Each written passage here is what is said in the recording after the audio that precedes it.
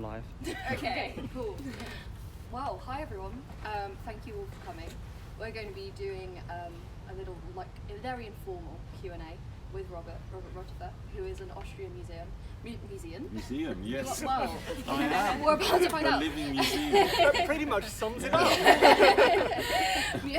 Musician, there we go, journalist and music creator, and he's been in the UK for quite a while. 24 years. And he also lives in Canterbury, which is very fun. So you have quite an interesting career. I don't know if you can call it a career. Yeah. Life. Make a living. Yeah, an interesting way of making a living. Do you want to tell us a bit about what you do? Well, okay, so when I was kind of your age, I dropped out of university because at that time you were still being paid to be a music journalist, which was an enormous privilege. And I got a job at this youth paper, and I'd always made music, and writing about music seemed to me to be the second best thing to making music. And then that newspaper got closed down because that already started to happen at that time. So we're talking the early 90s, and I managed to wangle a job at the radio station, like the Austrian equivalent of the BBC. So we're talking about Vienna in the early 90s, and it was sort of like the John Peelish kind of show that I got to do. And then they founded a station which is like 6 Music but earlier, called FM4, and I was one of the first DJs of that station, and I still am. So I've got a show that I do from here now that I've been doing for 26 years. And then from then on, I decided, Austria joined the European Union in 94, I think, 94, 95. God, do you know that? I think it was 95 actually. Yeah, Perhaps yeah. the referendum was the year before, but I might be wrong. Yeah, so we thought, my wife and I thought, this was such a big deal that you could just move to a country without any, right? Yeah. So we said we have to do that, and we tried moving to London because the idea was I had interviewed all these, that was the time of Britpop, so you had bands like Blur and Pulp and Oasis, and I got to interview all these bands in Britain, and I kept going over to Britain, so I thought, why not be there, and then you can interview all those bands while you're here and send your stuff over. So you send stuff over on 1/4-inch tape, which took about a week to arrive, and that worked, and it's been the same ever since. So since then I've started to work for German radio, make music with lots of different people. That doesn't sell, but it's very interesting. I like to fool myself. But then, also make music in Austria. Sometimes co-founded a festival in Vienna that's been going for 10 years, and it's called the Pop Fest. It's quite a big deal over there, and curated the first 3 of those. So I've kept a link to the Austrian music scene. I moved from London to Canterbury in 2004. Could tell you why, maybe later. But yeah, so I'm writing for German Rolling Stone. I'm doing a lot for German radio, still Austrian radio, and I make music with various bands and on my own. The dream job, my dream job. I think it's a lot harder to get into though now. Well, it's sort of like a job that you make yourself, but it's harder to make it yourself now. I see people who try to do the same thing that I did then, and it's almost impossible for them to enter at a level where they get paid. And I think that's, terrible, grossly unfair, and I blame the generation between us. So when I was getting to be like a little bit older, like 30, 35, there was a generation coming through who we now call millennials, then didn't have a name, who told us that everyone who listened to MP3s on file sharing sites was more likely to buy records, and everyone who read the news online were in fact going to buy even more books and newspapers or whatever. It didn't happen that way, and we are where we are. I was skeptical then, and it gives me no joy to be proved right. Yeah, well, we're on the cusp of millennials, so. Yeah, this is true. So, was Britpop quite influential in Austria at the time? Well, this is, I mean, I don't know how deep I'm supposed to go with this. I mean, maybe you could just tell me if I'm droning on too much. It's fine. But the thing was, for my generation, the UK was one of the countries of pop music, you know, where it all came from. London, to me, was the only world city, it still is in Europe, far more multicultural, far more interesting in that sense, in a pop cultural sense, than anywhere else. And I had grown up in the 80s, hating 80s music. Now I know the 80s revival has been going on for ages and people now love all the bands that I used to hate as a kid. But you have to remember that at the time, it felt like the 80s were Thatcher, were Reagan. It felt like everything was going back. And there were a lot of people who were looking, this sounds weird now, you know, because now when we talk of the 60s, we think of sexism, racism, and all that sort of stuff. Back then, when you thought of the 60s, you thought of young people being progressive, revolutionary, and having a lot of influence. And the 80s felt very reactionary. So for us, a lot of people like me, it was attractive to look to the 60s, and I idealized the 60s. And I recognized, especially a band like Blur, I recognized that they were exactly, you know, then I got to know them, and it was true, it was like that. They had the same experience, that they felt disillusioned with the 80s. So I think the way that Britpop harked back to the 60s, to us that didn't feel like something, you know, it became that way with Oasis, but to us that didn't seem like a politically backwards thing at all. And so, yeah, I think I can say it's been also like slightly something, because at the same time dance culture happened. And a lot of people who were into electronic music, they thought this was the progressive edge. To me, I have to say, it was always a bit boring because I'm into chord changes and I'm into lyrics. So that was the problem. But back then, you know, that was very much a cultural debate that was going on. But even that was something that was, you know, where the UK was definitely at the cutting edge, you know, with dance music. Yeah. Yeah. Yeah. Still is, I guess. Yeah. Yeah. I mean, we don't really get a lot of Austrian music over here. No, but the thing is, I have to say that the older, you know, what I like about now is that people don't have this arrogance that they used to have then. British record companies and British musicians back then assumed that because they didn't know it, there was nothing going on. And I think this has changed. I think your generation is far more open in that sense. And I think the internet, for all I talked it down before, has really helped a lot there. And I think for your generation, it's not such a leap to imagine that there's going to be great bands in Austria, because there's great bands everywhere, Yeah. right? Back then, really, people in the UK thought there's no other, because the little bit of that came over by Eurovision or whatever they sometimes saw, oh, that's crap, you know, because Eurovision now is much better than it was then, I have to say that as well. Well, Much I mean, better. not for us. Still better. So subject. Well, it depends on how you see it, you know, but it didn't even have the camp thing going on then properly. It was really dire. So people assumed there was nothing going on except Anglo-American music, and the music industry was a one-way street. So we got Anglo-American music fed to us, which we adored, but there was no channel to feed back. So I was myself in a band that they called In Austria, a Britpop band, which was ridiculous. And we had a publishing deal with Warner's. And the guys at Warner said, when you go to London, why don't you talk to them? And I got an appointment at the office, and there was this woman there who looked at the CD and said, why have I never heard of this when it's on our label? And I said, well, you ask me. And then she said, no, you misunderstand. The problem is that it is on our label. So there was this huge arrogance, and it was really impossible if you weren't. That's partly what was also, you know, a bit debatable about Britpop. There was a lot of jingoism in the end as well, though it came from an anti-American supremacy thing, which I guess in a way was consistent with the old British left. they were always quite anti-American for reasons, you know, anti-imperialist reasons, but sometimes a bit too much. So, yeah. Sorry, did that answer your question? Yes, it did. Yeah.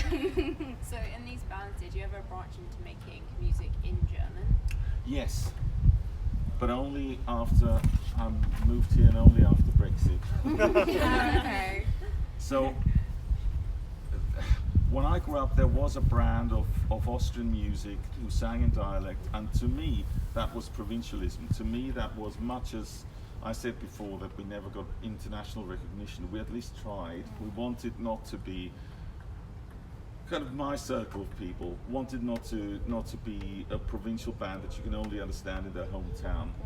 This has become, it's gone back again. There's a younger generation now who's singing Viennese dialect a lot and singing German a lot, and that's fine for them. You know, I've made peace with it. Back then, when I was younger, I saw these people as parochial and very self-satisfied, who didn't want to see beyond their little world. Whereas British music and American music was always international, global by definition. And then Brexit happened, and a friend of mine in Austria, who's one of those singer-songwriters singing like Viennese, he's got a record label, and he said, "You know what I want you to do? I can tell this is so painful for you. You're just going to make a record in German for me." And I did that, and I really enjoyed it. And since then, I made an EP with a British artist in English and German. And to her, similarly, it was important for her. She's called Helen McCookery. She's older than I am. She comes from the punk scene originally. And to her, it was important to make that statement that we were going to do a bilingual, bicultural thing. So it's changed, you know, now it means something else, and that's, I think, one of the interesting things about pop music. Things that mean something can mean something completely different later. But I think you do see that in the UK as well. There's a lot of more bands that are emerging that are singing in Welsh or in Irish. Like one of my favourite bands sing purely in Welsh. I don't speak a word of Welsh, but they're great. It's that kind of thing. It's definitely coming down. Yeah, that started to happen in the 90s already. Did you know Gorky's Like Otty Monkey? They were, and then also Super Furry Animals had some, and you know, to be fair, there was already stuff. Mike Stevens, I think, in the 60s. So it was something that grew slowly, but yes, that even when you sing in Welsh, right, you already are going to hit a certain barrier, aren't you? You're going to not become as popular as someone who sings in English. Yeah. I do think that's interesting though, coming from like a country here that doesn't embrace foreign language music so much, that we are then the countries who have left the European Union. From the other perspective, like Austria back in the 90s just joined the European Union and was embracing like music from all over the place. I think that connection is really interesting. Well, you're saying from all over the place. And what I have to say, you know, there's a reason I moved away from Austria, right? So there's a narrow-mindedness there as well.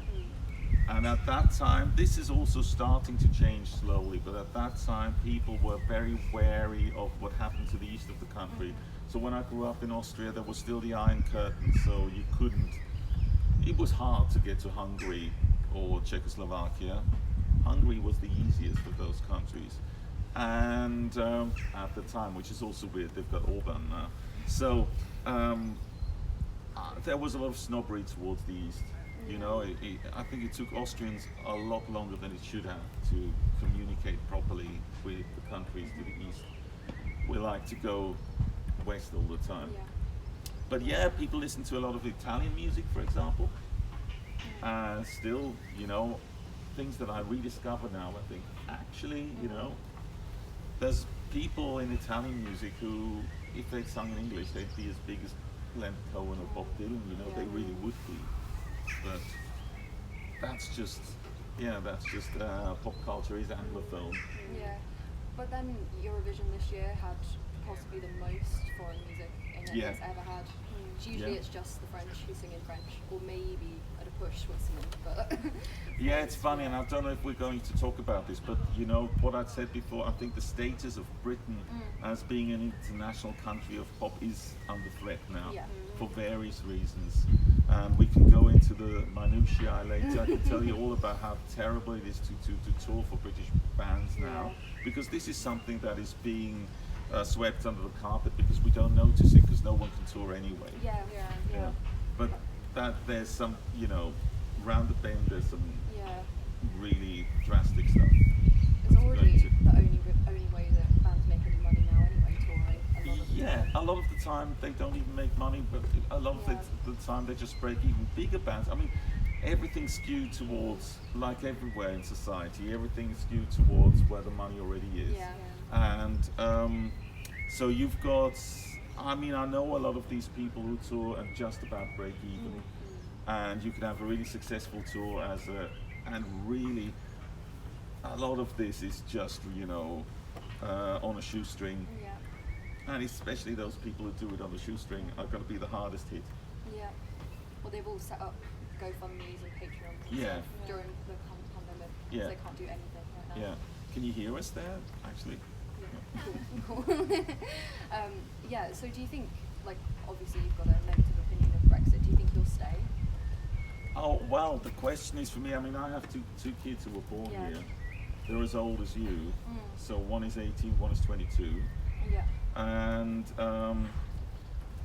so this is their home. Yeah. And this is therefore as much home to me as Austria is. You know, the idea of going back at a certain point, you ask yourself, what are you going back to? You know, how do you mean going back? Also, the things that I disliked about Austria haven't all disappeared magically. But I have to say that sometimes it's being tested. And I'm reading the stories about what happens to people who come from the EU back over the board. I don't know if you've read some stories. They're not in the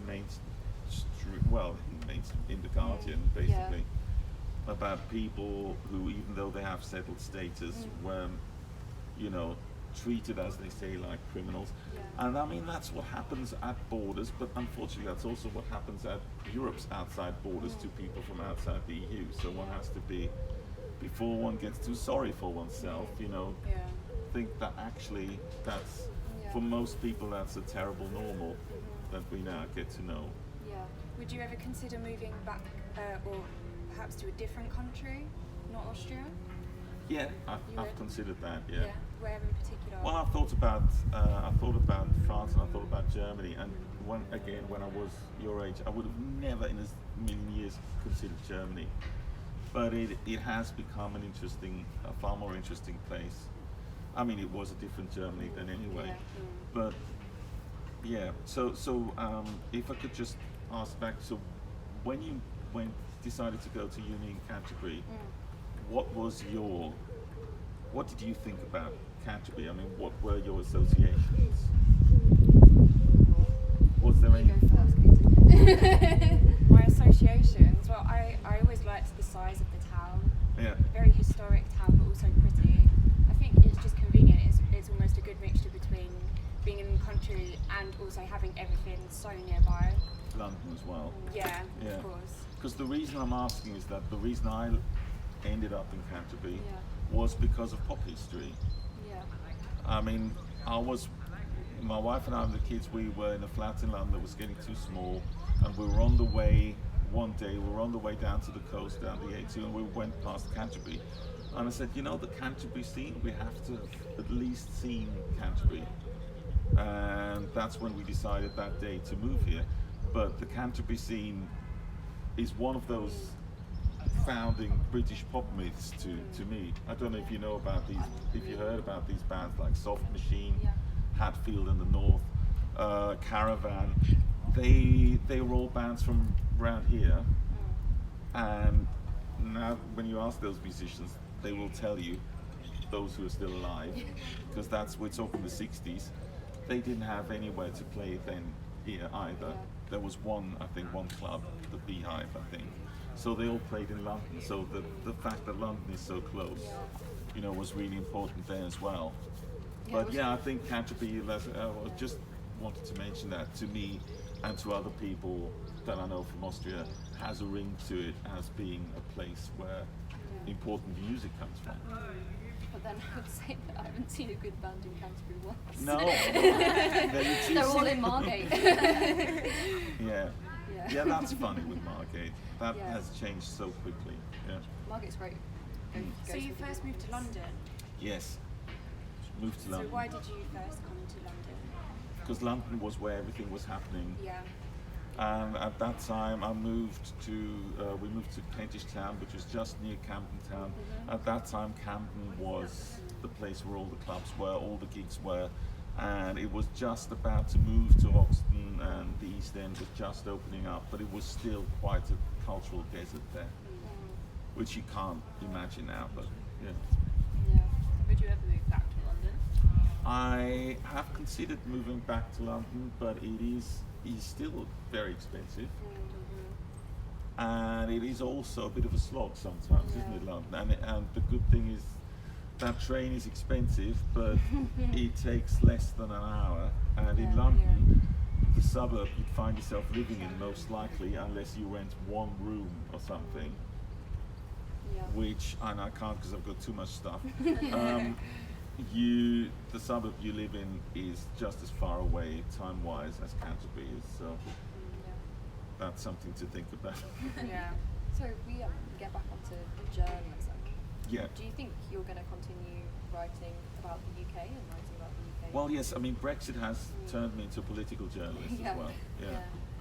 And I found that people are tired of it now. I mean, there used to be a time when every week they'd be asking me about Brexit, Brexit this, Brexit that, and now people don't want to hear about it anymore, which is much like in this country. Now that the actual consequences are starting to show, people don't want to know. No. Yeah. Yeah, the pandemic's been quite well timed. Yeah. Really. Yeah. It's an Yeah. easy thing to It's blame fantastic, it on. yeah. For sure. So do you think you'll stop writing about the UK or? Well, no, because that's kind of still what I Yeah. do. Like a lot of the things that I do is like London is still such an important cultural hub. Like one of the things I do, the easiest, what I like best is going to exhibitions. Now there's no gigs, to galleries, Yeah. and do radio pieces about, So I recently, the last few things was the big Jean de Buffet show at the Barbican, or the Sneakers Unboxed show at the Design Museum, or the Ryoji Ikeda, you say here, and 180 the Strand. So these are still things that interest people everywhere, that still is something to.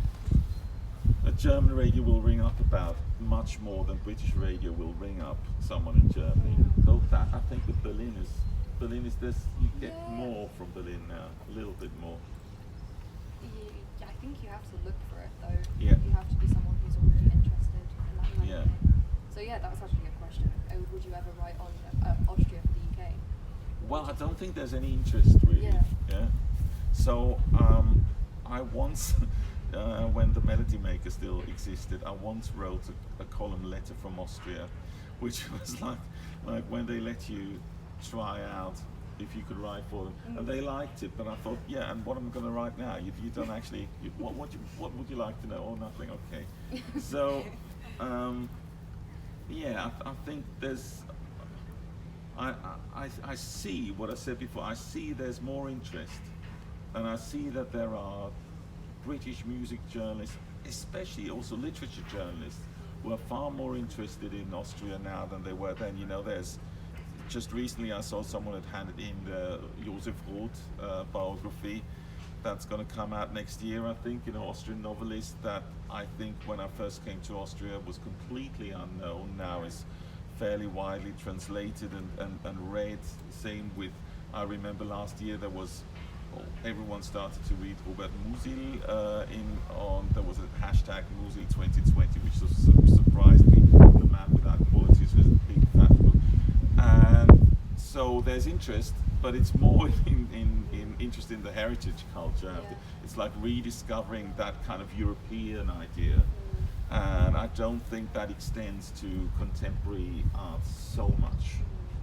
Though I I have to say, there's something called the Austrian Cultural Forum, and I have had the privilege to be able to invite Austrian bands to play in London, and they were little club gigs at the Servant Jazz Quarters and places like that, and the people who went there were really interested, really into it, and even if people sang in German.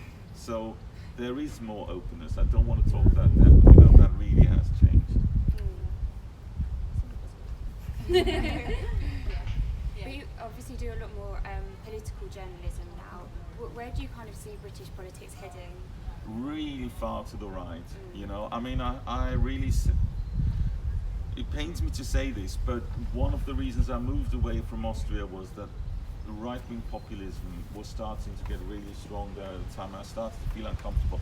I maybe should explain a little bit without making that too much of a thing, but I come from a family that are half Czech immigrants, half Jews, who were like, especially, you know, the Jewish half of my family was almost killed off entirely, and except for my, you know, some uncles, some moved to Israel, some moved to America, and my grandparents moved back to Vienna, and they had spent the war in all sorts of places.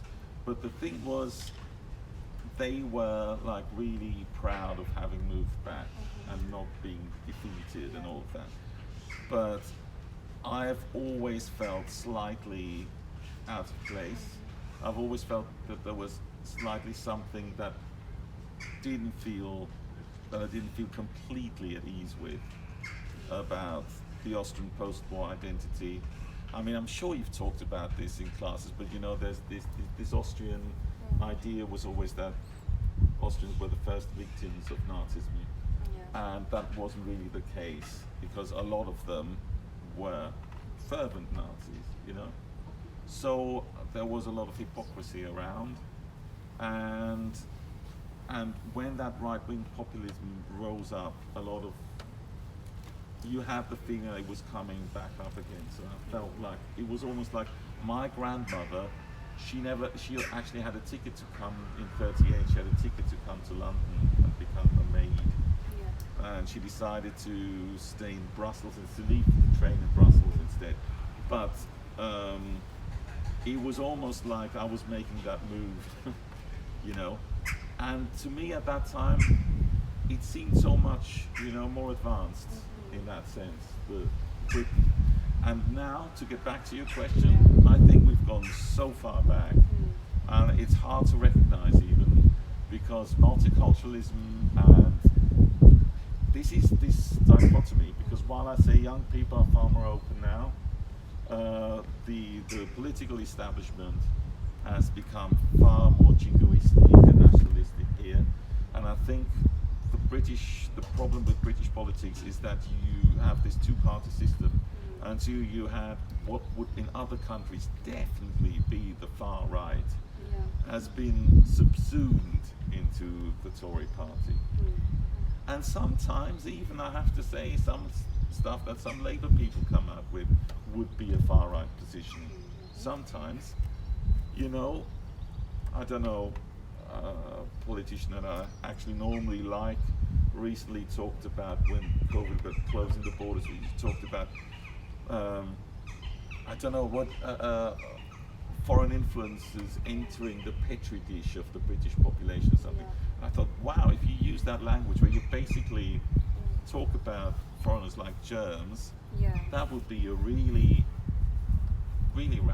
radically far right thing to do in any other place. And I think because Britain sees itself as reasonable, because it's always just the two old parties that we've always had, you overlook it sometimes, you know, you think, oh well, that's just part of discourse, but some of that discourse would come, you know, under a recognizably far right flag in other countries.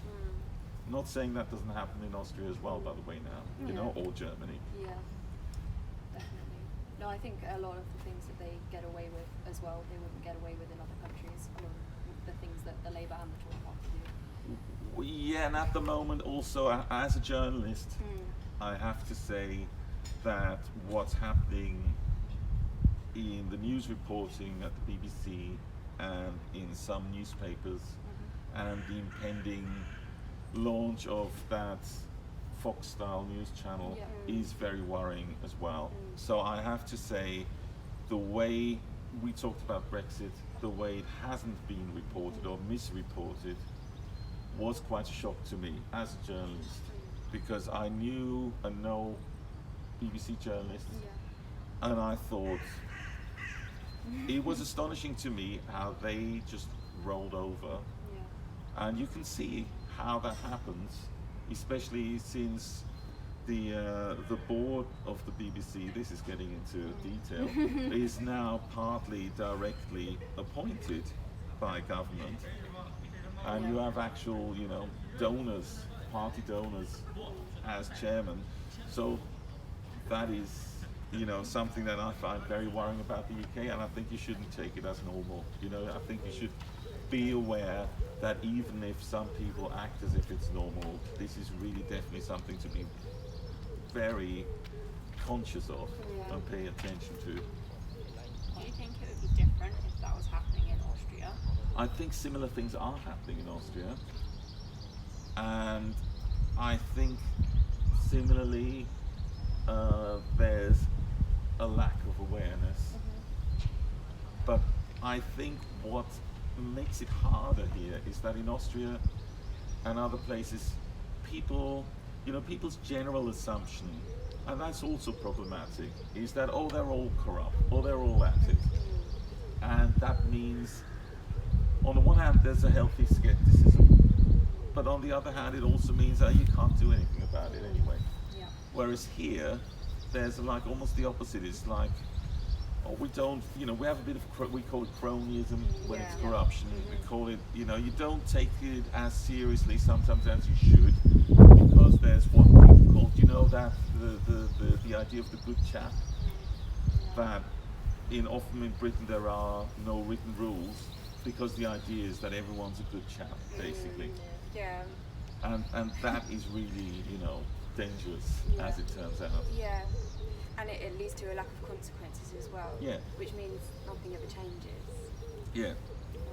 Yes, as journalists have to say, the fact that the Prime Minister is their own arbiter on whether they're corrupt or not, it's just not the best solution.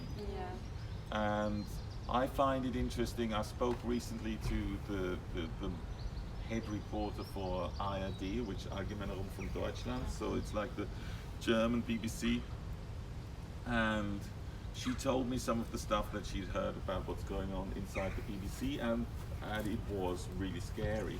But what was also scary was that she's called Annette Ditter. She's quite good on Twitter. You should have a look at her Twitter profile. Was that quite a while ago they started to start this.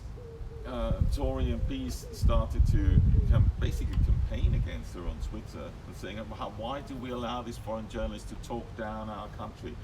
And that's when I thought, this is really the behavior of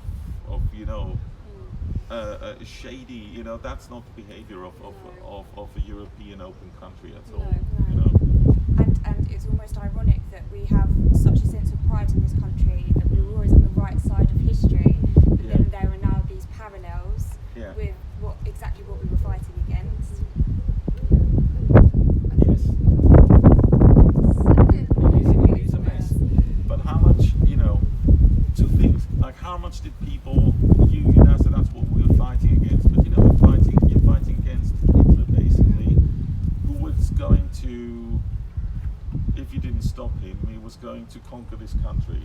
So you didn't necessarily have to be an anti-fascist to fight Hitler. Just, to put that a little bit in perspective. Though I think it's great and it's amazing that fascism didn't take hold here. That is something that has to be recognized. That is really something that Britain did. That you can be, that whatever Britain can be proud of. And the other thing is that, of course, a lot of the people who voted for Brexit weren't around then, but but were only just born then. And that's a whole other psychology that we could talk about. Yeah. You know, what the 60s actually meant for the majority of the population.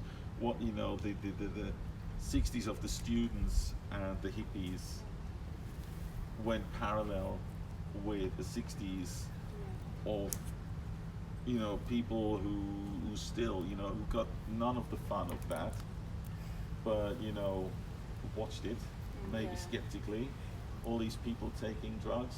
So I think, you know, when you say the boomers vote for Brexit, those who had the 3-year university education, not necessarily, I mean, one forgets how small a percentage of people then had university education. I think in 68, when was this built in 68 or 60? It was started in 64, I think. Yeah, exactly. Because they had to build all these unis because all of a sudden there was so many new students. But I think still at that time, I read somewhere now recently, I think it was about 100,000 students in the whole of the UK or something. It was still a very elite thing to do, to go to university. That's what they're trying to make it into again. Cutting the funding for our degrees. Yeah. And a lot of those people who think that's a good thing, they felt locked out from that at then as well. You know, it's not just, it's true, there's a lot of people who enjoyed themselves, you know, grants and whatever, and who now want to take it away from your generation. But a lot of the time it's them speaking to part of their generation who never went to university themselves in a populist kind of sense. Yeah, definitely. I think that we're in a similar, I know I am in a similar position that you were in when you were my age and wanted to move abroad. Yeah. So I want to move, I don't want to stay here for lots of the reasons that you've outlined. Do you think it's still going to be possible after Brexit? Do you think there's still people who want us to come? I think definitely, absolutely, and I think it may be hardest now when they're all getting to grips with the legal side of it, but I think if you show as a British person now that you're interested, I think people will be flattered, and you know, bureaucracy will be harder though, you know, it will be harder. And I think, you know, this is the problem, is that when I came here, I had no job. I couldn't never come here now because my job was to work for Austrian and German media. Now, I couldn't have explained that to them. I couldn't have said, well, I'm coming here, I'm freelancing, you know, I'm working for these papers that you've never heard of. They would have said, well, yeah, no, you know, that's not how it works, and I just wouldn't have got a visa. So I think what's most galling about it is that these new rules now, they don't correspond with young people's experience at all today. So you want to be able to go to a place and just try yourself out, and you don't necessarily have a job offer when you come to a country. But I think, I think there's language courses. There's you know, there's bilingual schools. Yep. Seems like the only way in. But Yeah, well, but being able to, you know, teach people English is still a huge asset, and I think it's amazing that. Are you all studying German here? Is everyone here? kind Yeah. A few exceptions. Apart from you, Okay. Yeah. Well, I mean, the ones who study languages, any language in Britain, who do that, you know, I think you're definitely doing the right thing, because it's going to be even more important. Yeah. Yeah, so it's clear that Brexit affects us, but do you think it will affect you as a It journalist? has affected me already, because I felt the getting settled status thing, although it was not a big deal, felt like a bit of a humiliation for me. And it brought home to me that there is a basic construction fault in moving between countries, also in the EU, which is that you don't take your right to vote with you.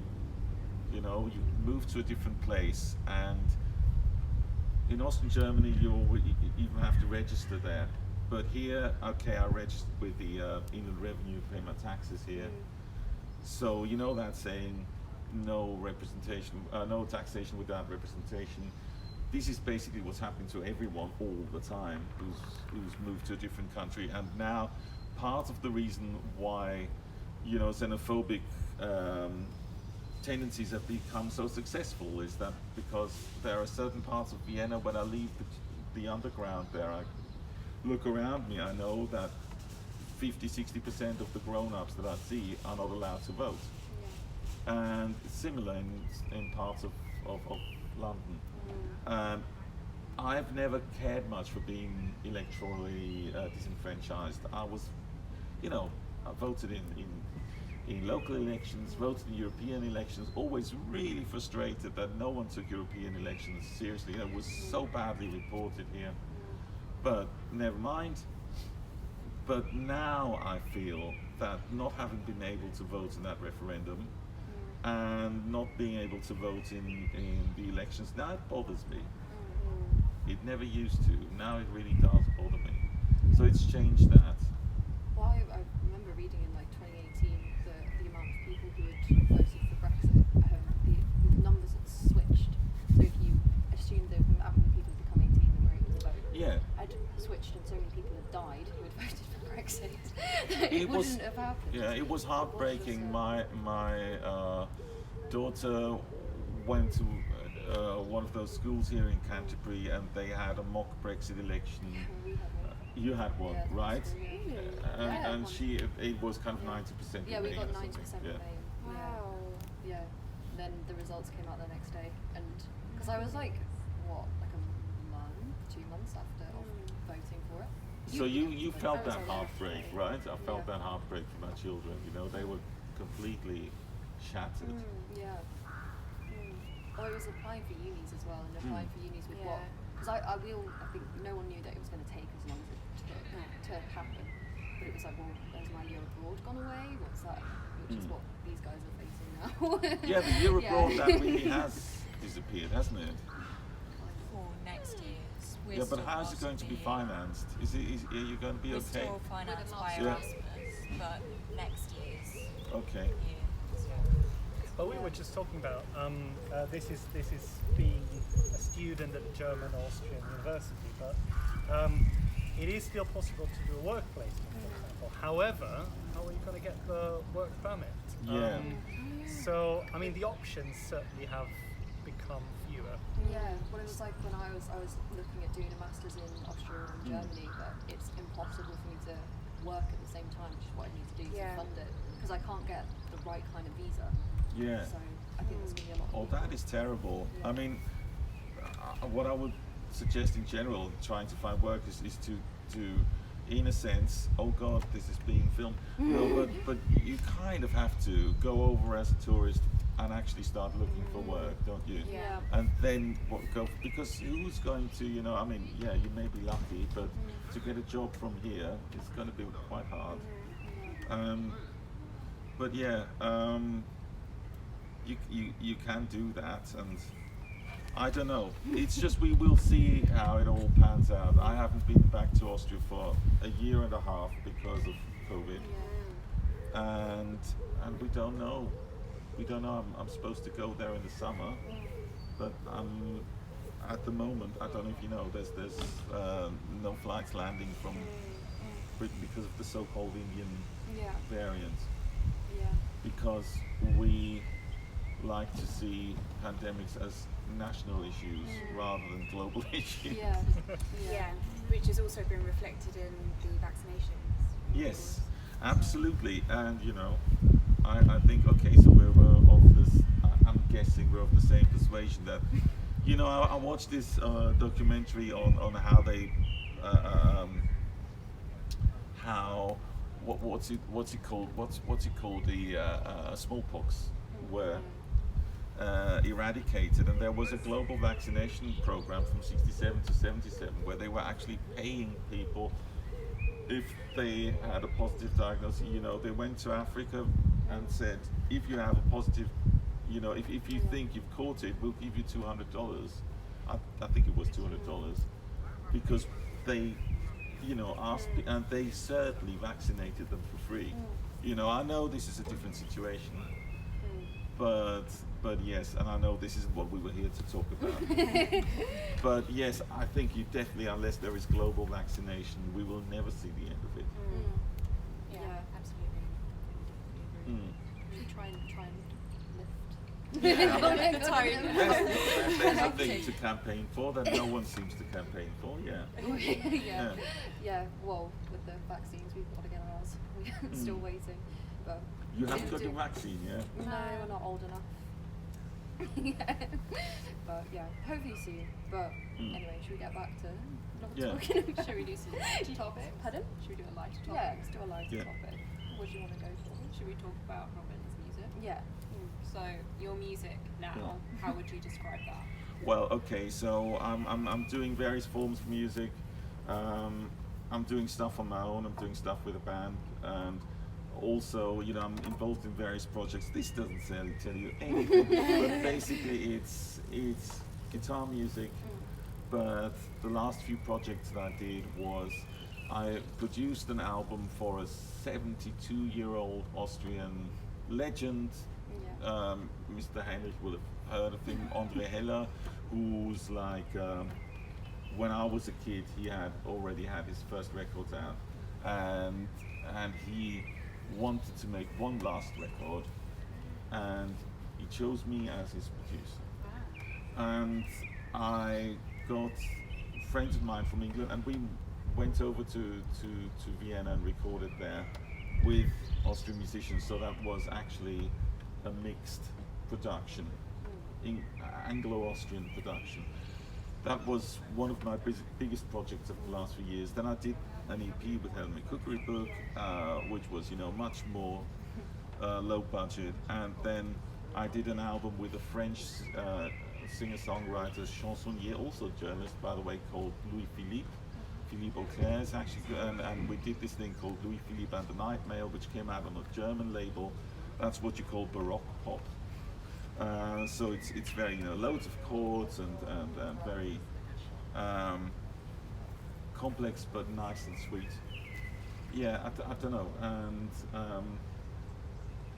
other stuff, but yeah, there's always stuff. I'm kind of part of a, you know, for better or worse, a kind of scene, people all sort of my age, and that is also something that I would have felt embarrassed. Now, we're telling ourselves it's not embarrassing because we're that age, but I also feel it isn't really. I feel like that this, you know, when I was younger, you weren't supposed to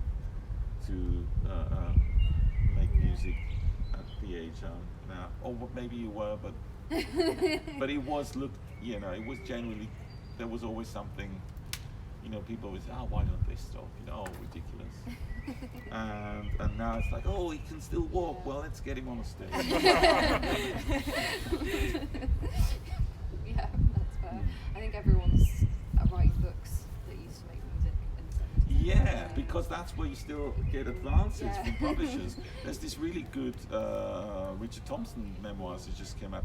People who you'd never thought that they write because they don't want to talk about the past, you know. Yeah. It was always this thing, and now, yeah. But that's, I mean, not all of them are good. Some of them are good. That's great, yeah. Yeah, it's the only thing, again, another thing. Yeah. Yeah, no, I took the guitar. I have to say, I took the guitar because I thought if we just talk about the music and don't hear the music, it's ridiculous. Yeah. And it may well be that you absolutely hate the music, in which case, tough luck. Yeah. But I just thought I should at least play a song or something. And I don't know which one now. Do you want more political, more Canterbury based, or Canterbury based? Okay, I wrote a song called The Westgate Towers. Okay. And this is also interesting because there's it's kind of my translation of an Austrian song that I wrote, which is about a place in Vienna. So I might play both versions if I can. I don't know.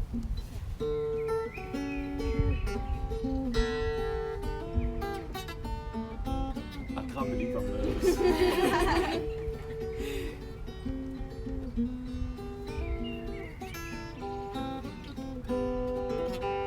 I want to do something that won't make a difference. Not feeling guilty for a whole afternoon. Just lying around looking into the distance. A day of no consequence I share with you. But I'm off to the station, my way to the smoke, and the wind just hit me like a stick in the spokes as I'm riding my bike past the walls and the flowers round the Westgate Towers. The Westgate Towers.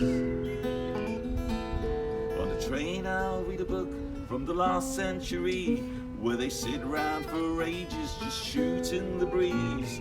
Page after page of nothing much happening, set out in detail from starters to cheese. As I'm stepping out into the cold St. Pancras air, I'll be asking myself what I'm doing out there when I should have been lying with you for an hour by the Westgate Gardens, the Westgate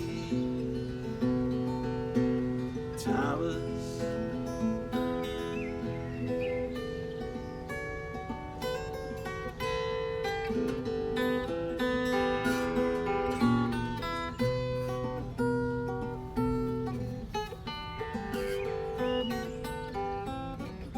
It was only a daydream in the last few moments before that big green bus came hurtling round the bend, while over in the shadows the destitute cowered on the dark other side of the Westgate Towers. And have you been to Vienna? Anyone's been to Vienna? You have. So you know the Prater? Yeah. Yeah. So you know that part of the Prater is an amusement park, and part of it is a park, Yes. big park. And there's a street along the Danube Canal called the Westgaberlinde, and then you've got a tram that goes over the bridge straight into the Prater, into the park. So here, that's where we are now.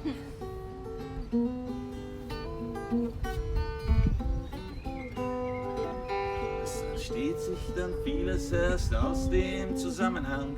Ein Mann steht am Straßenrand, eine Frau dreht sich um und ihr Daumen streift über das Leuchten in ihrer Hand. Sie steckt das Leuchten weg und sie schaltet auf stumm.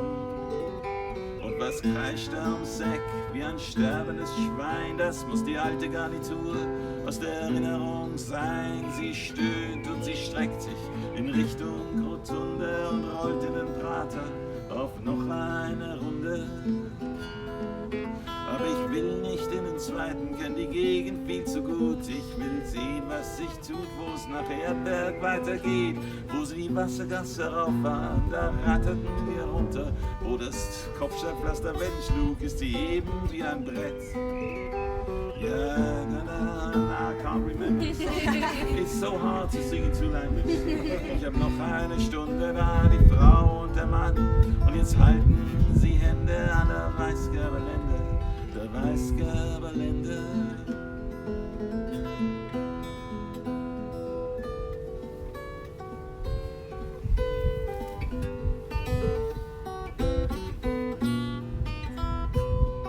Made the same mistake twice.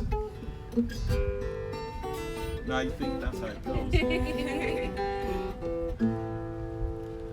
And do I have a last verse? Yeah. Es ergibt sich dann vieles erst aus dem Zusammenhang. Ein Mann steht am Straßenrand, eine Frau dreht sich um und ihr Daumen streift über das Leuchten in ihrer Hand. Sie steckt das Leuchten weg und sie schaltet auf stumm.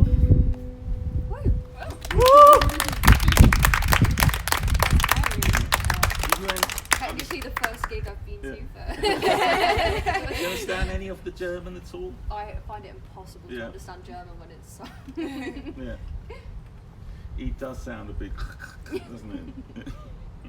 Yeah, it's the one thing that makes me think I can't speak German. Yeah, Oh no. struggle as well. It's I really find that hard. difficult. Yeah. But but it is the same thing the other way around.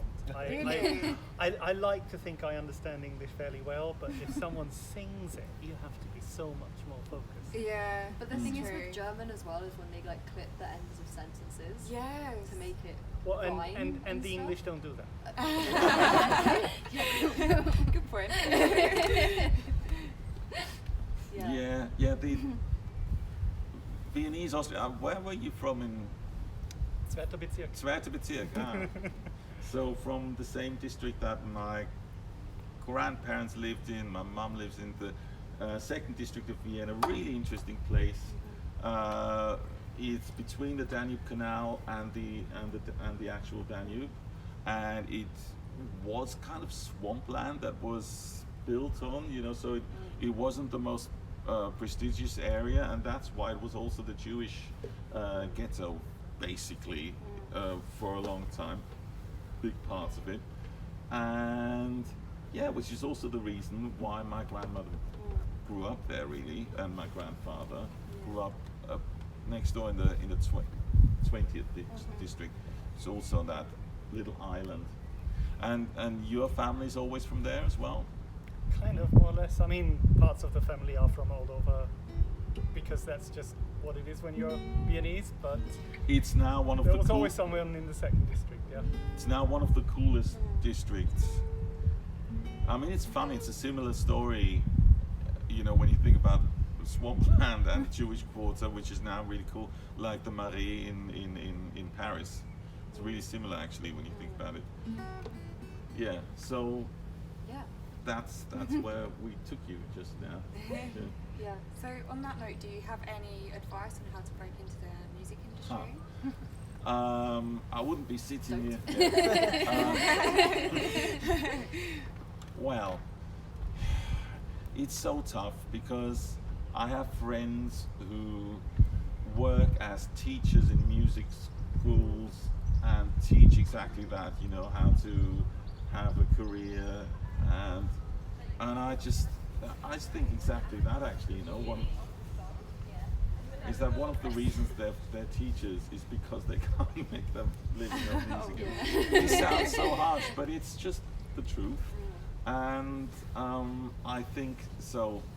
There's a good thing about it. The good thing is that you don't have the same amount of absolute snakes anymore in the music scene that you used to have. People who really just did it for as a route to money and fame, and now I think people really do it because they just feel they want to make music, and that's a positive thing. But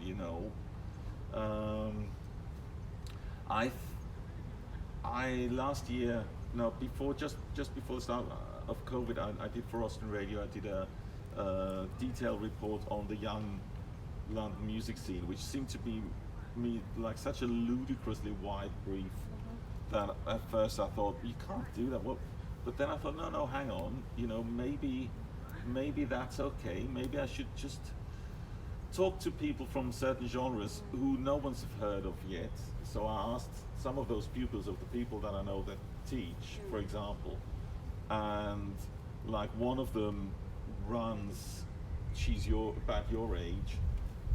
And she used to run, at least, the gigs at one of the cooler venues in Shoreditch, which is bankrolled by a brewery. And she told me that, we take great pride in paying our bands for gigs. I said, wow, that's great. How much? And it turned out supports get 50 quid and the main acts get 100 quid. And I have to be honest, if you told me that when I was your age, we played at that time, we were with an agency, and our fee was 10,000 shilling, which was like old money. At that time, it would have been £500. So what would now be, I don't know, $1,500 or more actually, probably. Like if you account for inflation, and we didn't think we were doing well. You know, so I think it's absolutely ridiculous. Though I have to say that already happened. That rip-off was already going on then. Yeah. There was even pay to play then as well. And you know, when you played, even in the 90s, when you played in those clubs in Camden, they hardly paid you at all, if at all. But the idea was that you got a record deal, and then everyone would get an advance, and then they would take all their mates to the pub, and then the advance was gone. Yeah. Not quite. The advances were bigger. People got 10 grand advance, like easily on not so big labels in the mid to late 90s, and so you could see how they would then take a bedsit and live in that for a while, and then you know, some of them managed to make a living out of it, and some of them got back to doing other jobs, but at least they didn't. You didn't have to be a rich kid to do it. Yeah. That's the main difference, isn't it? What about breaking into the music industry in terms of radio, journalism? Oh, okay.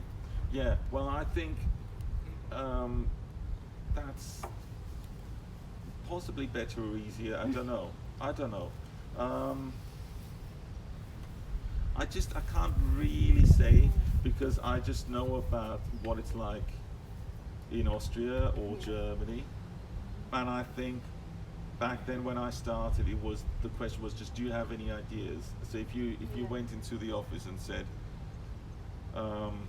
okay, you read my articles and you said you liked them, I'd like to do something for you. So okay, well, what about?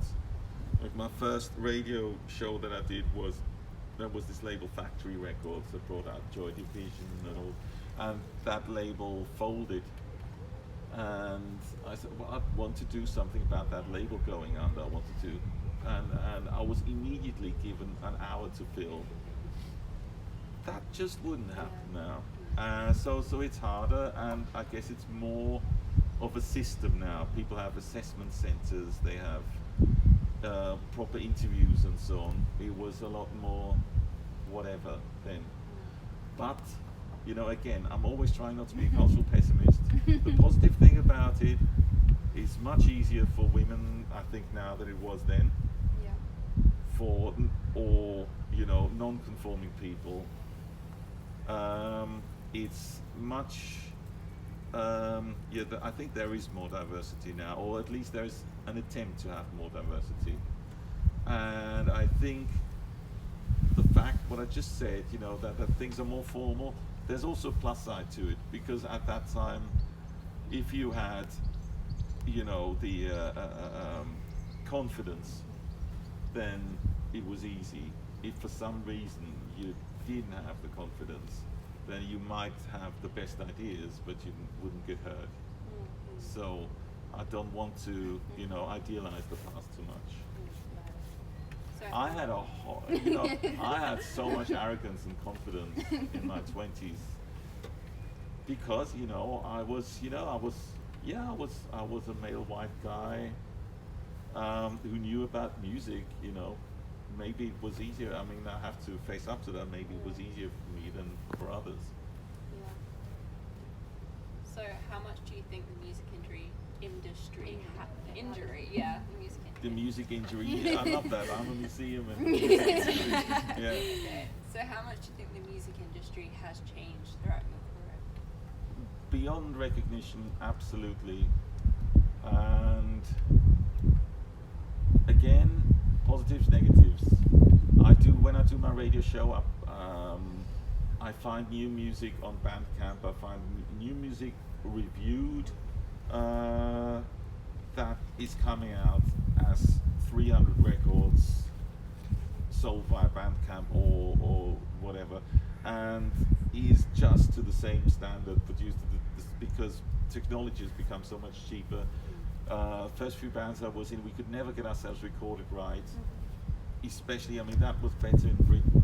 Studios were much better than on the continent, where a lot of good music never got heard because no one was there who, the recording, that's a little bit of a thing, there were so many great studios here that have disappeared now, but there are great studios in people's bedrooms now. Yeah. The downside of it is that everyone makes music, and therefore, I remember, like we're talking about the Canterbury scene before. Like for example, Soft Machine. You've heard of Soft Machine, in a way, probably, right? Maybe some of you have. Yeah. Okay. So I remember interviewing Kevin Ayers, now dead, who was one of the singers, guitarist, bass player in Soft Machine, and he said when we started out, people absolutely hated us because we made this difficult music, but they couldn't ignore us because, you know, there just weren't that many bands, and they were clearly, you know, a happening band. So even if you didn't like them, you had to form an opinion. And he, at that time when I interviewed him, he says, my daughter is a singer-songwriter, she's really good, but she's just being ignored. And that to him, he said he couldn't have dealt with that. You know, he could deal with people hating his music, but so again, you know, scarcity worked in these people's favor, but it also meant there's a lot of music that we never got to hear. People never got to the studio. Again, you know, swings and roundabouts. I think we're going through a golden period as in terms of so much good music coming out. I think it's unbelievable, but we will have a very hard time writing the history of that because there's just too much. And there's no distinguishable, you know, okay, you have grime and you have drill, whatever, but there's all this stuff parallel that you can't say that this is where it's moving now. Definitely, Yeah. everything's happening at once, isn't it? I interviewed this California musician, Marina Allen. Very good example. She sounds to me like Judy Sill or the Roaches or maybe Joni Mitchell. So very music that could have been made 50 years ago. It's her aesthetic decision. She does it extremely well, and she happens to write really interesting lyrics because she's kind of taking the piss out of people like herself who relive a hippie past that no longer exists. I think she's great. The way she got her deal with Fire Records, which is an indie label here that's been going for a long time and have been signing a lot of young women actually recently, is that she sent her demo to a small Californian label. They, without her knowledge, passed it on, and she woke up to an email from Fire Records the same day. This is amazing, it's brilliant. Wouldn't have happened, but what does it mean? You know, it won't mean that she'll make a living. Yeah. So that's both sides of that. The other side of it is that bloody hell, sorry, it takes up to a year now to get your records pressed. And that's just unsustainable. Yeah. You know, that vinyl revival we're talking about. You used to record a record and you could have it out in the shop the next week. Yeah. But, you know, either they're building far more pressing plants, but then I don't know how many people actually buy all that. I mean, people saying more people are buying it, but I can just see them buy box sets of old records that, Yeah. you know, That's yeah. Yeah, that's more like it. yeah. Mm. I think everyone's got a Spotify account. Yes, Yeah. but digital releases sort of disappeared, don't Yeah. they? Yeah. You love it, you hear it, and then, I mean, that's just me, I forget about even stuff that I've downloaded on my hard drive. I keep forgetting what I have. I know this because every end of the year I do two end of year shows, and so often I discover this, oh God, who was that? I've completely forgotten. Yeah. If you have a record, you don't forget it so quickly, do you? I mean, that's just, Yeah. yeah. Yeah. I think it's having something to play them on as well. A lot of time people don't want to invest in all of that. Yeah. Yeah, I don't know. My dad's a bit of a like trying to bring back the vinyl industry single-handedly. So It is really and it was a big deal, you know, when I moved into my first flat, you know, I had to get my mum to pay for my stereo because I would have never been able to afford it. So that's great that you can now listen on the phone and it's so much cheaper. But I have to say it sounds terrible. Yeah. And I was at a posh do once fairly recently, and everything, it was a sort of posh do where they had even people serving you the drinks, yeah. caterers, and they played music and it sounded just horrible. And I looked around and I saw they had one of those little Bose things that they had probably been told was really stylish. And I thought, that's really funny, because if you had gone to a place like that, they would have had the biggest, massive stereo to show off. And now they're showing off by having this ridiculous. It doesn't, it's stupid. You're in a studio, you're working really hard at getting the sound right, and people listen to it over this. Yeah, well, it's kind of the band chooses what they think that their music's going to be played on. Yeah. And there's bands that record their music and they want their music to be played live, and when you do hear it live, you hear so many other things that you can't hear when you're in headphones. Yeah. I'll tell you one other thing where you're missing out is my kids listen to music when they're around hours only on headphones. Yeah. And that thing where you put your record on and your parents hated it or didn't hate it, maybe sometimes even said, oh, that's interesting. That is something that I think is worth something, that's a good thing. I think this invisible music, it's a little bit of shame, that your parents aren't confronted with what you're listening to. I don't know. I mean, it sounds like I'm sucking up to you now. It's true. Yeah. So, what are your future plans then in your career? Future plans is not to die too quickly. That's a good start. Yeah. And I don't know. I was going to go to Austria and play a few gigs there in the summer.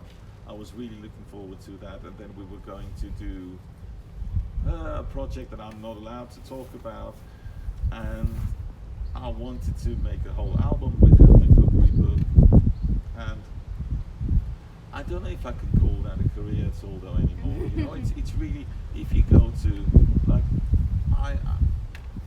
there's you don't need I've got two names on Spotify. One is Robert Rotifer, the other is Rotifer. I think on the one it's 97 monthly listeners, on the other one it's 30 or something. So it's ridiculous. I know that my clientele are not the biggest Spotify users and tell me how much they listen to that one record that they bought at the gig, and that's fantastic. But I have to say, this is never gonna be, this is never going to get big ever, and that is something that is healthy to be aware of. But the cool thing is when someone whose music or whose taste in music you really likes it. It sounds really corny to say that, but that is the biggest thing, For sure. Yeah. So, Tobias. Sorry. Am I How long allowed have you to had ask your a hand up question? for? No, just this one. And actually, I wanted to request more music because I think it's really interesting to listen to you in two languages. Okay. One is speaking, the other one is music. But I did also have a question. I just wonder, is it before the song or after the song that I should ask a question? Oh, ask now, because now otherwise I'll be. And then you can think of it while think of an answer. Oh, you while could you're- do that, yeah. Because the whole conversation that we've been having the last 10 minutes about Yeah. the music industry and the different roles, but then also whatever how you see yourself, whether that's a career or it's I'm wondering if there isn't something bigger in there about what it means to be an artist. Because so now I've been thinking, I knew you, or I've known you for probably close to 20 years or so without ever having, this is the first time we're actually meeting, although we've lived in the same city for 3 years now. And that was probably reading some of the articles in The Fighter, which is, that's the paper you read in Austria when you're a student. And then your name pops up here and pops up there, and it always was clear that you're also a musician, but you're also a journalist.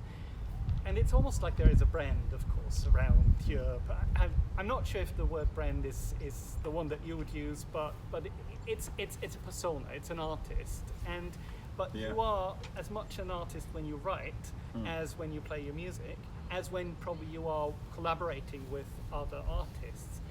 And for the question about, where's the future of the music industry going, I'm wondering if it is a little bit like that, because you write your blog, for example, and that is journalism, but it's also creative writing, it's also your political opinions, and that kind of translate into a song perhaps, and I'd love to hear something political. And I'm wondering if that's actually perhaps working in your favor. Weren't you always a kind of person who was more than just one genre? I think I'd like to answer this now before I sing. I think you're absolutely right. When I started out, it was seen as ridiculous that someone who's a journalist makes music. People was like, what are you now? You musician or a journalist? Can't be both. Got to choose. That really was the attitude then. And this is now totally different, because now, like you say, it's almost like people realize that you have to kind of juggle everything, but also it gives you the option to be everything as well. And that thing, like for example, I mentioned the curating. This is something that didn't exist then. That you say there's a pop festival that curated. It sounds so up oneself as well, doesn't it?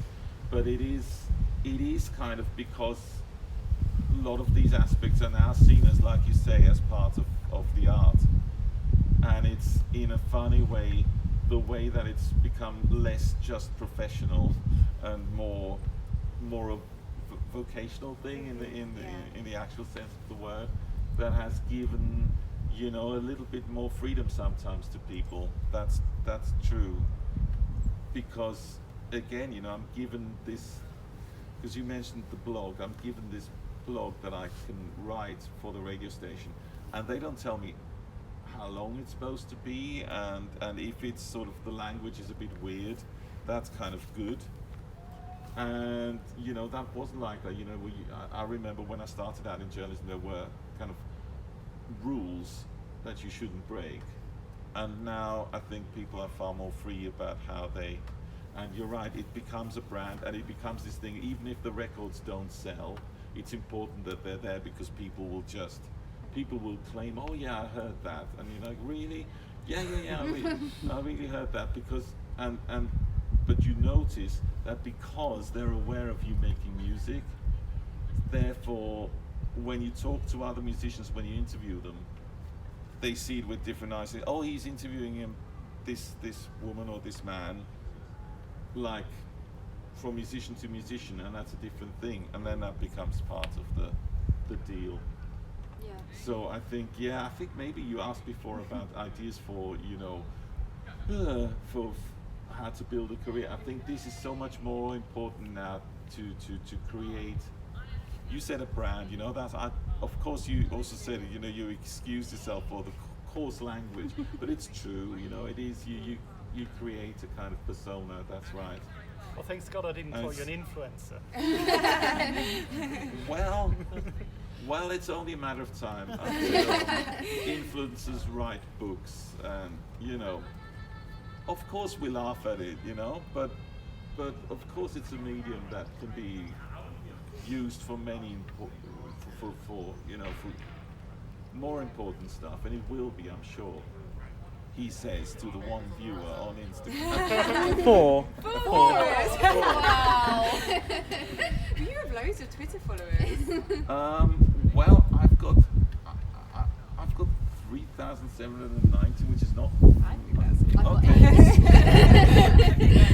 But you see, I still know it by heart. Check every day. Now the thing is, on Twitter, I tweet in English mostly. So people in Austria often tell me that they can't understand what the hell I'm on about.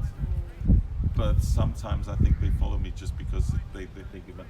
But what I find on Twitter, like seriously now, is that I get to converse with people that I would never have met, because I don't go to their clubs and I don't work at their newspapers. British journalists, British musicians, who are really smart, really interesting, clever, witty, and you can and we've got a kind of rapport on Twitter that is it's amazing. Yeah, like It's a really community. good. Yeah, community. Yeah. Yeah. And one community that I've recently discovered on Twitter is that I was always, I mean, this is quite a subject, but I've discovered a new German lefty, partly Jewish community that have a more nuanced stance on Israel-Palestine. This is a very difficult subject in Austrian Germany, as you can imagine. And for a long time, the debate was very, I'm not going to go into detail because we're opening up a completely different can of worms. Yeah. But this was a thing where I discovered, so I'm definitely not going to tell you in which direction, but I found some very smart, thoughtful people that I didn't know exist through social media. And they write articles, they point me to articles, I read things that are so much more than I would get to know from mainstream media. And Brexit the same. There's so many trade negotiators, you know, think people with boring jobs, with really exciting Twitter feeds that contain all this information that you just don't get to hear on the BBC, I'm afraid, and get to read in the papers. It just doesn't happen. Now I've been thinking about which song to play and I don't know, but because I was in this finger-picking thing, continue that. These are mistakes you couldn't stop yourself from making. Those eggs you're eating you had no intent of breaking. You thought the omelets of your dreams would always justify the means, and that a home's a place where you will bring the bacon. Those are mistakes that we were brought up to be making.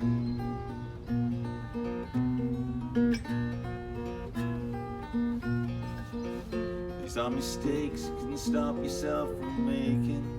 The garden gate is a disgrace, the paint is flaking. You think the neighbors sympathize, but they are all so organized. You slipped on leaves that you could not be bothered raking. You laughed it off, but your own kids could see you faking.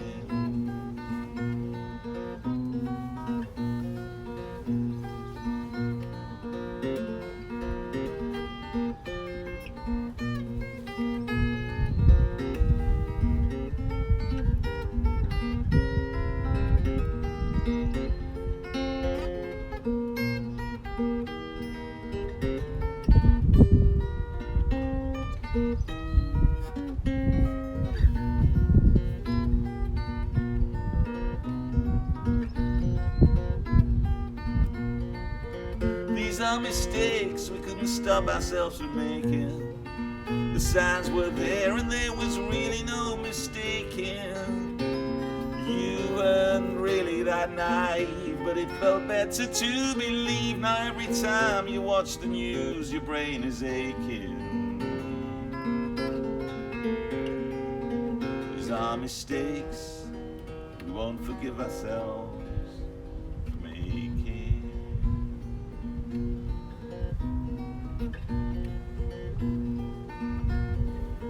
Das sind die Fehler, die uns manchmal unterlaufen.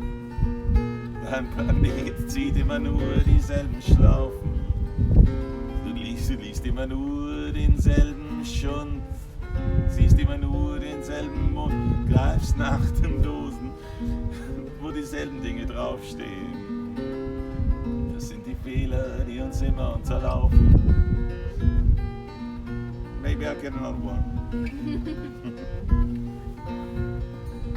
Das sind die Fehler, die mir manchmal unterlaufen. Du ertappst dich auf durch den Stiegen beim Verschnaufen. Du weißt, dass das nicht weitergeht und rollst dir trotzdem ein Gerät. Gehst.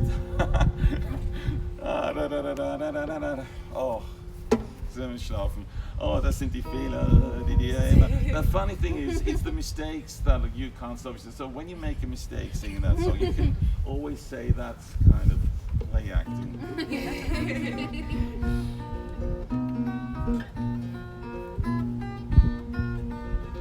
Dieselben Fehler, die uns immer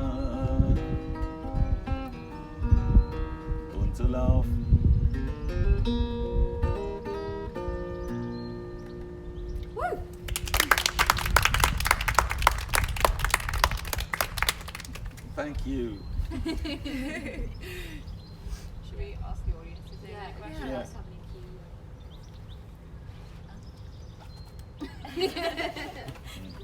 Still taking it all in. Yes. We're taking it in. I had a question. You've mainly talked about pop music in Ah. relation to its place Yeah. with the UK. Would you think that other genre have maybe a better chance of erupting in different countries and not being UK centralized or forced to be in English? You mean that sorry, I don't know if I quite heard you. You mean that pop music, there's a better chance of it not being so Anglo-centric? No, I was wondering if you thought of any other genres that might be less. Or Yeah, so like with rock exploding Yeah. in France or Yeah, I mean, when I spoke of pop music, I meant pop culture in the widest possible sense, so I kind of included everything. I mean, one of the problems with hip-hop, I guess, for example, is there's so much hip-hop everywhere in Europe that is in native language, and it's an incredibly important means of expression, especially for ethnic minorities in Germany, Austria, France, but it doesn't, ironically, doesn't travel because it's so dependent on the language. I think there's, when I mean pop, I mean I really meant all of that together. I think it's always been easier to travel with dance music. There was a time in the 90s when there were Austrian techno artists, and there was this thing called downbeat, which was kind of like a subgenre of trip hop, basically, I think one can say, roughly. But there were a few artists from Austria that had success, and there were always electronic artists from Austria that had some success here, but you wouldn't know they're Austrian. Yeah. So in that sense, electronic music is really great, because when there's no vocals, you can't tell. It can be literally from anywhere. And I think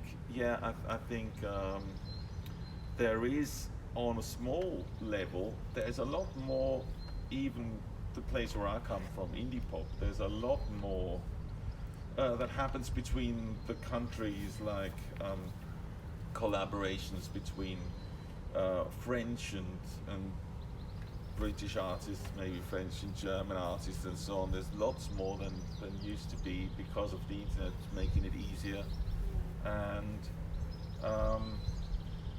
I think I don't know if that answered your question a little bit. I hope one of the things that it's going to be, like we said, it's going to be harder for British artists to tour.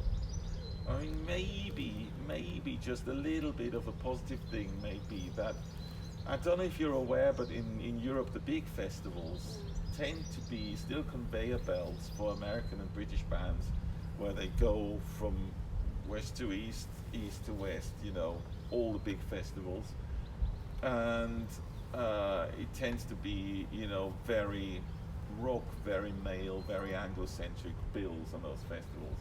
And maybe the fact that it's not, that logic will be broken up a bit, and maybe there'll be more local acts, or maybe even more acts from different European countries playing in different European countries, because that's what's not happening. You hardly have festivals where, like, say, if you're in Austria, you don't get to see Portuguese band playing there, which is a shame, really. I think there's hope that could open up.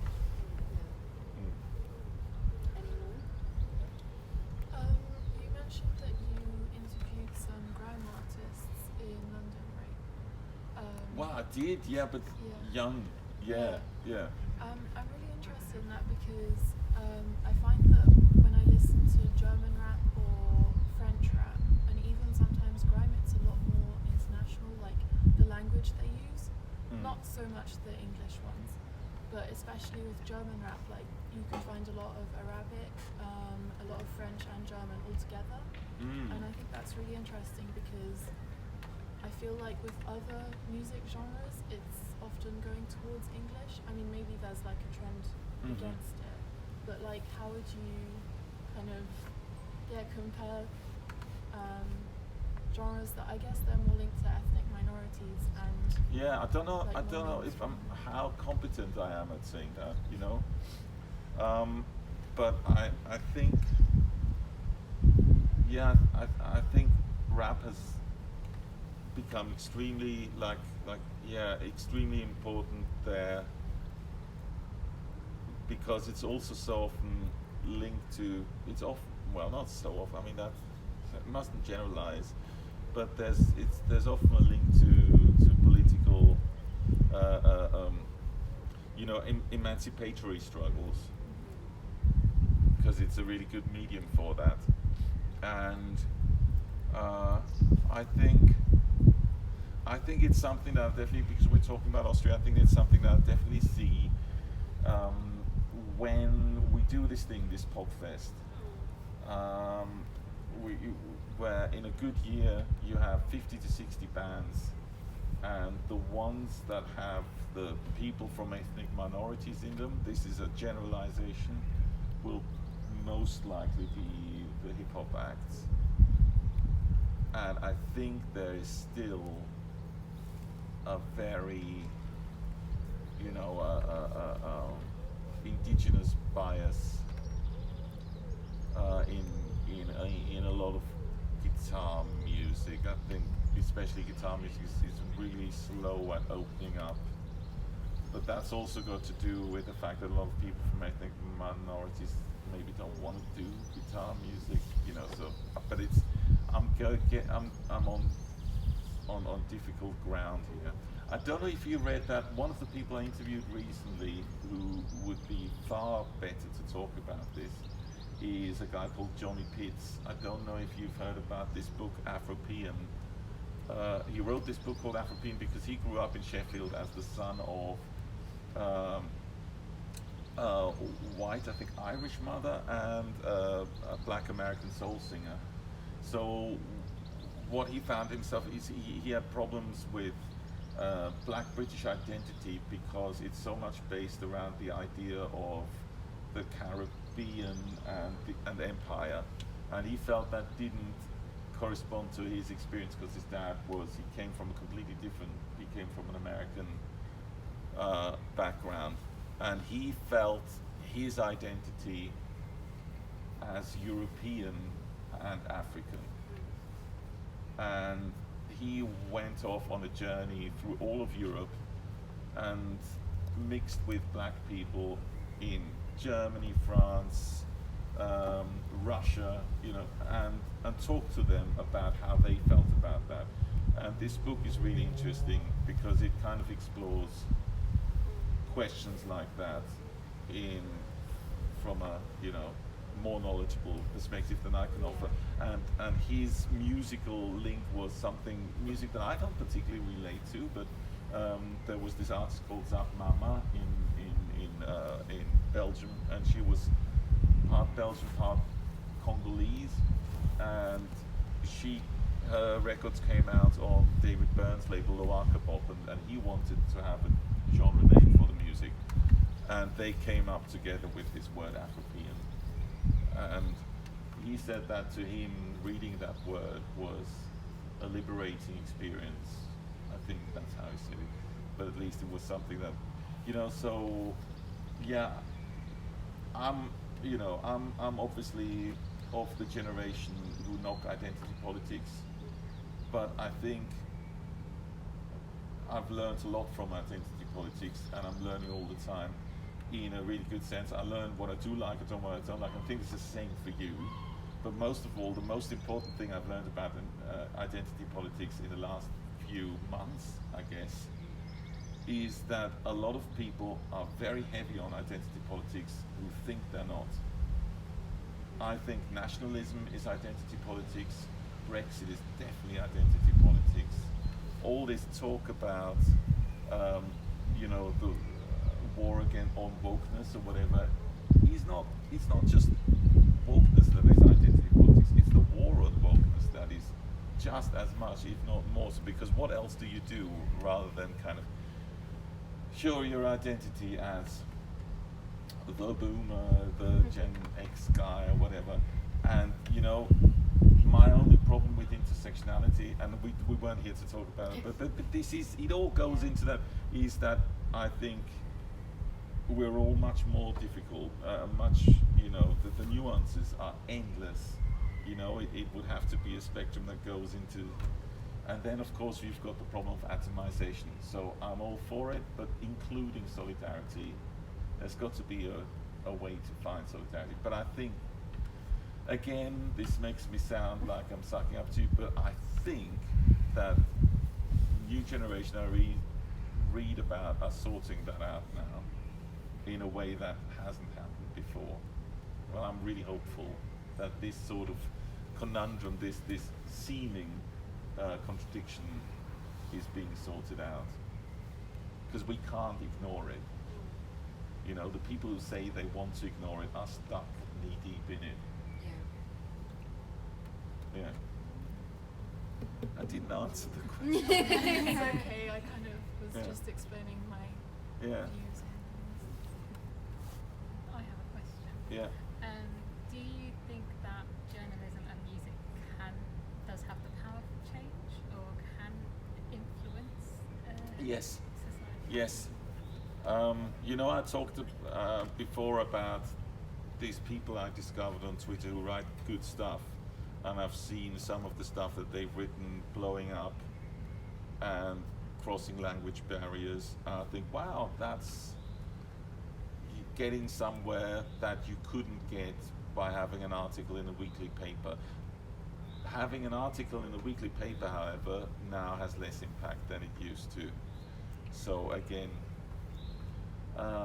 both sides. I think when people say there's no music doesn't have any political influence, they measure it with the wrong, you know, it's not like, okay, when Bob Dylan came out with a new song at the time when there was only one Bob Dylan and that song really mattered. You don't get that luxury anymore now, but what you do get is that whole movement of people who are working away at the same, you know, chipping away at the same stone, and they are getting things done together. So it's a bit like more like a swarm of ants really now. And I think they're moving, you know, they're moving that breadcrumb across the table, and so I think yes is the answer, but maybe not in this monolithic way that it used to happen, but more in, you know, small little movements And do you think that happen very quickly though. Yeah. Sorry, I was just going to say, and do you think sort of now that you said that more people have like with Twitter or with TikTok, you know, like people who are releasing their music or saying their opinion more, do you think it's louder because there's more people, or do you think it was like louder when it was, as you said, like just there's only one Bob Dylan at that time? I think that of course we have this problem is that people are being shouted down a lot and people are being, you know, harassed a lot on social media and so on when they reach a certain level. And I know I've said, I think it's about above 10,000 followers. I know some people where you really then start to get the really annoying feedback, and you start to get, you know, it starts to become difficult for your sanity. And so I think there's a weird paradox where almost like you're free to speak out as long as you stay underneath a certain level, and then it becomes a bit, then all the willful misunderstandings come in, and that's where it gets harder to be loud, and where almost the misunderstanding become louder than what you actually want to say, I guess. Some people seem to be able to handle it, but you know, hard. If I can just quickly say something, when just an hour before this started, Katie said to me, "Are we going to have enough questions?" What if after 10 minutes? And now it's almost 7 o'clock. Yeah. And I don't No, you feel we can. even have started. I just wanted to mention we've made a reservation at the Old Beverly. Unfortunately, they only let us make reservations inside, so it's only six people. But I would give them a call if you wanted to join us. Perhaps they have space available outside now. I presume they do. The reservation was for 7, so perhaps if we leave in the next 15 minutes or so, that would be a possibility. Unless we just want to stay here, I don't know. But I still also had a question, and this was a little bit for everyone because it came from what Amel said about hip hop and different languages, and I thought and also what Beth said about how difficult it might be to understand German if it's music. I'm wondering if there isn't something very political about music, about enabling us to deal with not understanding everything. My first favorite songs as a child were all English. I had no idea about any of the lyrics. Perhaps I understood 3 or 4 words or someone translated them for me.